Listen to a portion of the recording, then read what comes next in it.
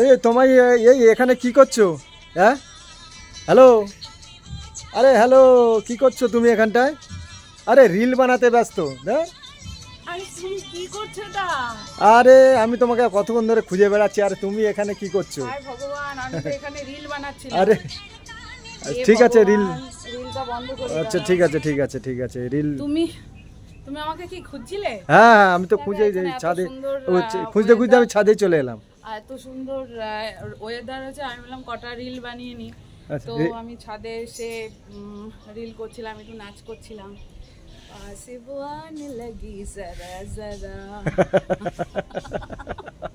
দুপুরে জানো তো আমাদের এখানে এত সুন্দর বৃষ্টি হয়েছে, ঠান্ডা ঠান্ডা আবহাওয়াটা, বেশ ঠান্ডা ঠান্ডা মৌসুম, বৃষ্টিতে ভিজলাম, এত ভালো লাগছে। দেখো আকাশ কত সুন্দর, একদম ওয়েদার দেখো, আজকে গরমটাও একদম নেই, বেশ দিব্যি সুন্দর, বেশ ভালো লাগছে। তাই ভাবলাম চলো কটা রিল বানাই, ভিডিও করি, তা ভিডিও করতে ব্যস্ত ছিলাম। আচ্ছা ঠিক আছে, ভিডিও তো রিল বানানো হয়ে গেছে, ওই চলছে আর কি। তাহলে এখন তো শেষ পর্যায়ে তোমার? শেষ পর্যায়ে, যতক্ষণ আলো ছিল ততক্ষণ এ করে। আর আচ্ছা তোমাদের ছাদের উপরে কি এক গাছ দেখতে পাচ্ছি আমি? ও আমাদের ছাদে একটা গাছ আছে। কি গাছ বলো তো? এটা আম গাছ দেখতে পাচ্ছি আমি।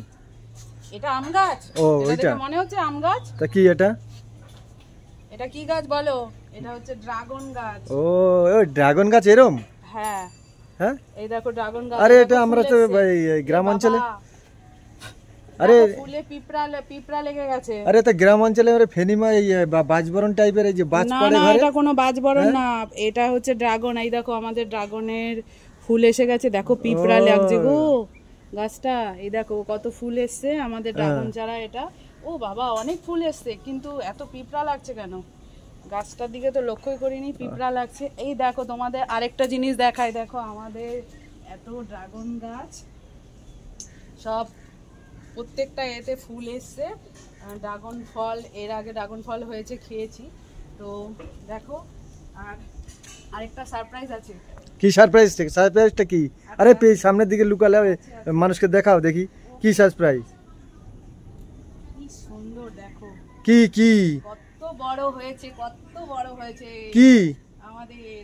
এই দেখো, কি না দেখালে হবে কি করে?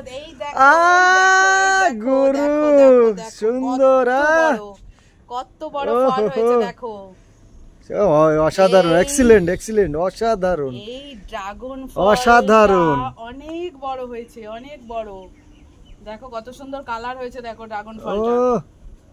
আরে তোমার শাড়ির সঙ্গে তো ম্যাচিং হয়ে গেছে একদম। হ্যাঁ শাড়ির সঙ্গে কি দারুণ লাগছে দেখো। আর ড্রাগন ফলটা না পেকেও গেছে।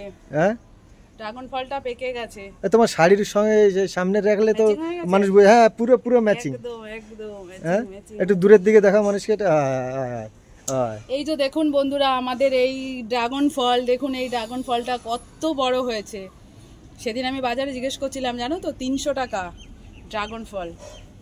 300 টাকা কেজি? 300 টাকা কেজি। আমরা বাড়িতে তো বাড়িতে ড্রাগন ফল লাগিয়েছি। এই দেখো আমাদের ড্রাগন ফল, খাবো ড্রাগন ফলটা, খাবো।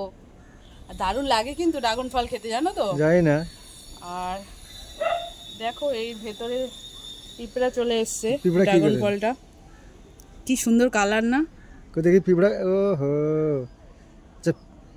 পিঁপড়া হচ্ছে। এই ড্রাগন ফলটা এখন আমরা তুলবো।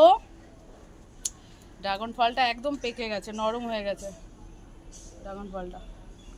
তো এই ড্রাগন ফলটা আমরা এখন তুলবো। ছিড়বো? হ্যাঁ ছেড়ো।